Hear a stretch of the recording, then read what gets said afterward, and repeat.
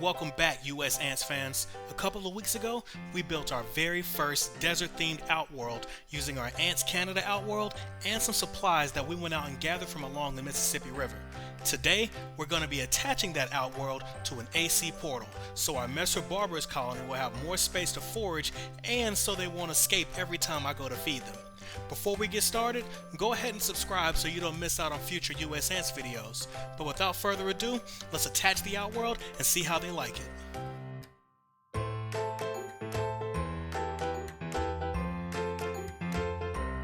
First, we're going to need the following supplies: baby powder and alcohol. You can use Fluon or this mixture. The Fluon will last longer, and I'll get some, but until then, I'll be using this. I'll put some powder into a container and mix it in a bit of alcohol. The ants won't be able to climb past the solution. Best believe they're gonna try, and after a while, they'll give up. There will be an unsightly residue where I apply the solution though, but it's a necessary thing. So I'm just gonna take this cotton ball and use it to apply our solution to the edge of the outermost ring of the lid. This way, I'll be able to remove the center lid without removing the barrier. We'll be able to feed the colony, remove any garbage they store, and all but eliminate the risk of escaping ants. The cool thing about this Outworld is that when I apply the barrier along the lip, I don't obscure my view of the interior from the sides of the container. I really like that.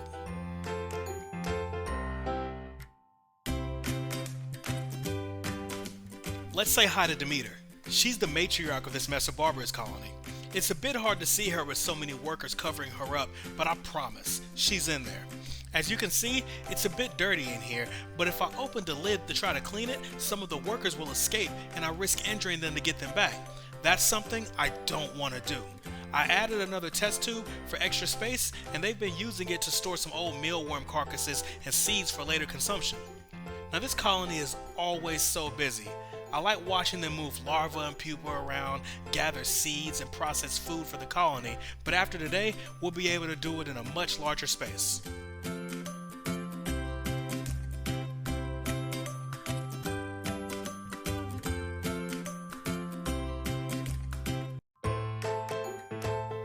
I need to connect the Outworld to the AC portal here with a tube. This can be done using openings in the back. I want to connect the tubing to the portal quickly so the ants don't escape or get crushed while I'm inserting the tube.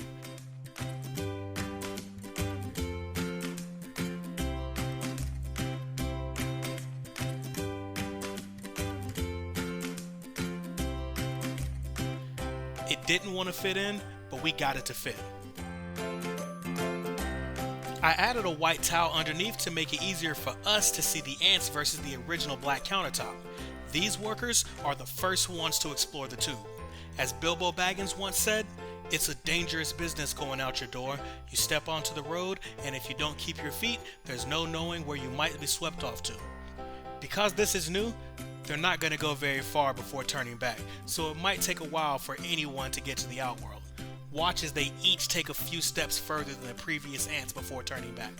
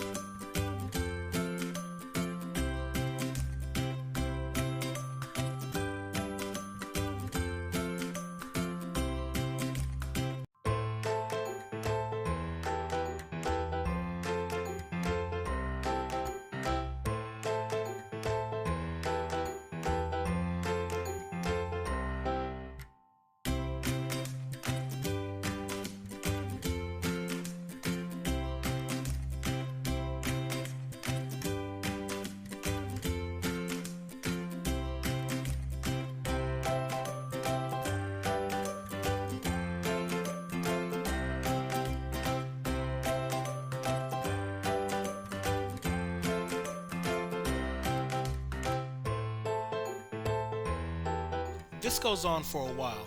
They'll explore and then turn back, likely going back to tell their sisters what they found, which in this case is more tube. There's a lot of excitement in the portal as word gets back to the nest of new lands to explore. What new opportunities await us, they're probably wondering. Is it scary? Is it safe? Is there food? Or possibly a new home?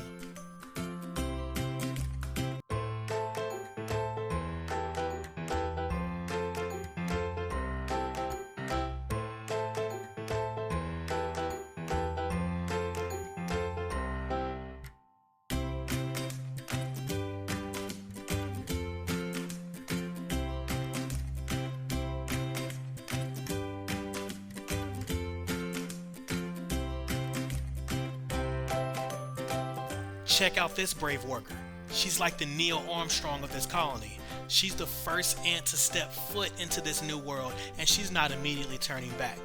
Let's follow her as she scouts out the new territory. Watch her antenna. They're awfully busy as she takes in all the new smells, the plastic, sand, grout, rocks, and more.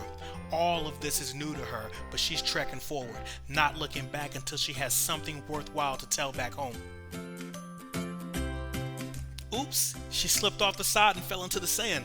What a shock that must be. Imagine your first time feeling sand between your toes. It's probably the same feeling she's having now.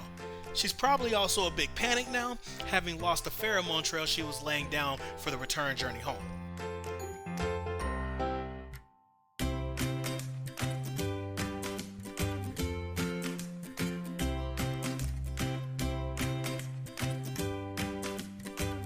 She's gonna try to climb again, and she's fallen again. It appears that maybe I didn't need the barrier at the top. Only time will tell. No one else has decided to follow her in yet. Cowards.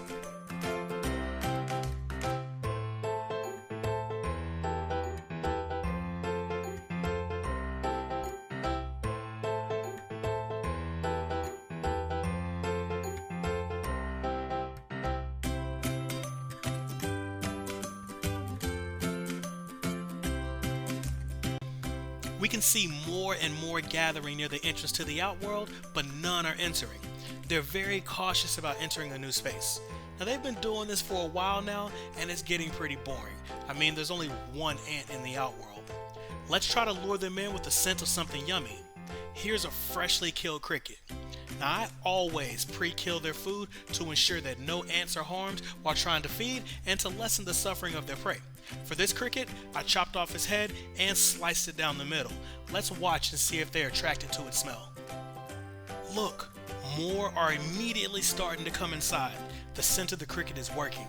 I knew it would work, but I didn't think it worked that fast. I see something else in there too. Looks like a visitor. Looks like a very small red ant, maybe a Solenopsis species.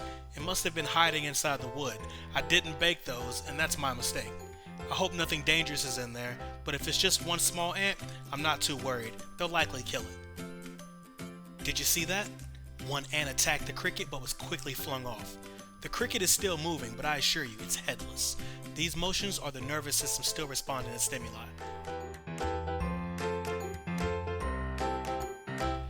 This ant has latched onto the leg and is trying to pull the behemoth cricket back to the nest. I don't think that's going to work, young lady.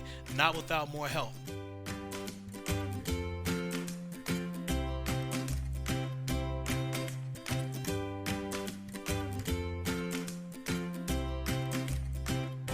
After her and her sister try again, they give up to go ask for assistance. Now that someone has found food, it's only a matter of time before everyone gets the message and follows the trail. Nothing will go to waste. Someone has found the head and is attempting to carry it home. Now they don't always work together though, and in this case, the first ant is trying to take the head home, but another comes along and attempts to eat from the severed head. Both ways can work since the ants have two stomachs. One that they use for themselves, and another where they store food to share with each other, the queen and larva, back at the nest through a process called trophallaxis or regurgitation. Carrying the head home is important in the wild, where staying outside for too long can make you fall prey to something larger. But in this closed environment, there are no predators other than the ants, so they're pretty safe.